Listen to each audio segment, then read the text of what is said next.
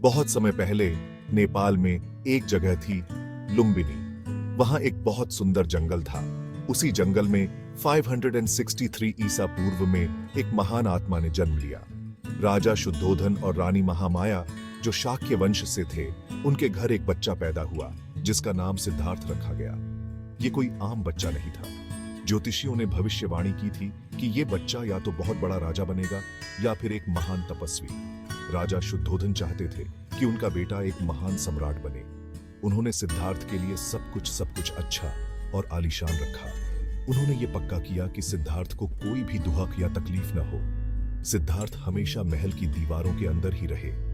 उन्हें दुनिया की बुरी और कठोर बातों से दूर रखा गया। लेकिन सिद्धार्थ के मन में हमेशा से ही ये जानने की जिज्ञासा थी कि जीवन का रहस्य क्या है।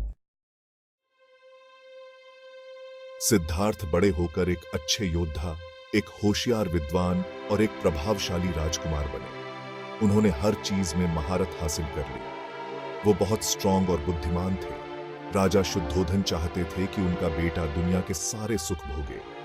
उन्होंने सिद्धार्थ का विवाह एक सुंदर राजकुमारी यशोधरा से करवा दिया। कुछ समय बाद सिद्धार्थ और यशोधरा को एक बेटा हुआ जिसका नाम राहुल रखा गया। राजा शुद्धोधन को लगा कि अब पिता बनने के बाद सिद्धार्थ अपनी जिम्मेदारियों पर ध्यान देंगे। लेकिन ये शाही ठाट बाट और परिवार की खुशियां भी सिद्धार्थ के मन को शांत नहीं कर पाई। उनके मन में जीवन के दुखों, बुढ़ापे, बीमारी और मौत को लेकर सवाल उठते रहे और बेचैनी बढ़ती गई।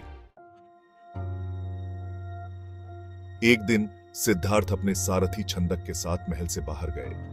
अपनी इस यात्रा में पहली बार उन्होंने असल जिंदगी देखी। उन्होंने एक बूढ़े आदमी को देखा। उसकी झुर्रियां और कमजोर शरीर देखकर सिद्धार्थ बहुत दुखी हुए। फिर उन्होंने एक बीमार आदमी को देखा जो दर्द से कराह रहा था। उन्हें समझ आया कि जीवन कितना छोटा है। फिर उन्होंने एक शव यात्रा देखी। ये देखकर कि मौत तो आनी ही है और जीवन एक न एक दिन खत्म हो जाएगा। सिद्धार्थ बहुत दुखी हुए। ये सब देखकर सिद्धार्थ के मन पर बहुत गहरा असर हुआ। उन्हें एहसास हुआ कि दुनिया के सारे सुख पल भर के लिए हैं। महल से बाहर की यात्रा ने सिद्धार्थ को हमेशा के लिए बदल दिया। उन्होंने ठान लिया कि वो जीवन के दुखों का असली कारण और उनसे छुटकारा पाने का रास्ता खोजेंगे। एक रात चुपके से सिद्धार्थ अपना महल, अपनी पत्नी और अपने बेटे को छोड़कर चले गए। उन्होंने दुनिया के सारे सुखों का त्याग कर दिया और एक साधु बनकर ज्ञान की तलाश में निकल पड़े। सिद्धार्थ ने बहुत सालों तक कठोर तपस्या की। वे बहुत सारे गुरुओं से मिले, अलग अलग धार्मिक किताबें पढ़ी और ध्यान करने लगे। उन्होंने अपने शरीर को बहुत कष्ट दिया, खाना पीना भी छोड़ दिया, लेकिन उन्हें सच्चा ज्ञान नहीं मिला। आखिरकार उन्हें समझ आया कि सिर्फ शरीर को कष्ट देने से ज्ञान नहीं मिलेगा। बहुत सालों तक कठिन तपस्या करने के बाद सिद्धार्थ बोधगया पहुंचे।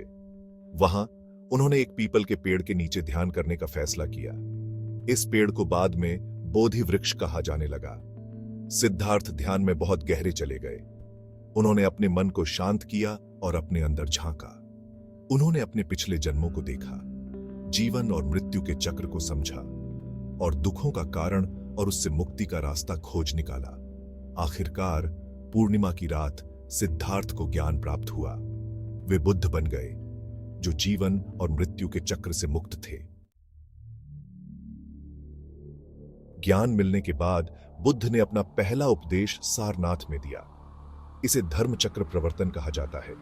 उन्होंने अपने 5 शिष्यों को 4 आर्य सत्य और अष्टांगिक मार्ग के बारे में बताया, जो दुखों से मुक्ति का रास्ता दिखाते हैं। बुद्ध ने बताया कि जीवन दुखों से भरा है। दुखों का कारण इच्छाएं हैं। इच्छाओं का त्याग करके दुखों से मुक्ति पाई जा सकती है और अष्टांगिक मार्ग ही इच्छाओं के त्याग का रास्ता है। बुद्ध ने हमेशा अहिंसा और करुणा पर जोर दिया। उन्होंने सबके प्रति प्रेम और दया रखने की शिक्षा दी। उन्होंने जाति, वर्ण, धर्म और लिंग के भेदभाव को नकारते हुए समता और भाईचारे का संदेश दिया। बुद्ध का मानना था कि सभी इंसान बराबर हैं और सबको ज्ञान पाने का हक है। बुद्ध ने एक समुदाय की स्थापना की जिसे संघ कहा जाता है। ये समुदाय उन लोगों के लिए था जो दुनिया को छोड़कर ज्ञान की तलाश करना चाहते थे। संघ में सब लोग बराबर थे। यहां जाति, वर्ण, धर्म और लिंग का कोई भेदभाव नहीं था। संघ में आने वाले सभी लोगों को बुद्ध के उपदेशों का पालन करना होता था और सादा जीवन बिताना होता था। बुद्ध के उपदेश आज भी उतने ही महत्वपूर्ण हैं जितने गैप टू एस 2500 साल पहले थे। उनके उपदेश हमें जीवन के दुखों का सामना करना, शांति और संतोष पाना और एक अच्छा जीवन जीने की प्रेरणा देते हैं। आज के समय में तो बुद्ध के अहिंसा, करुणा, समता और भाईचारे के संदेश और भी जरूरी हो गए हैं, क्योंकि आज दुनिया में बहुत हिंसा, नफरत और बंटवारा है। बुद्ध ने अपने ज्ञान और करुणा से लाखों लोगों का जीवन बदल दिया। उनके उपदेश एशिया के अलग अलग हिस्सों में फैल गए और बौद्ध धर्म बना। आज पूरी दुनिया में लाखों लोग बुद्ध को मानते हैं और उनके बताए रास्ते पर चलते हैं। बुद्ध का संदेश हमेशा के लिए है, जो हमें प्रेम, करुणा, ज्ञान और शांति का रास्ता दिखाता रहेगा।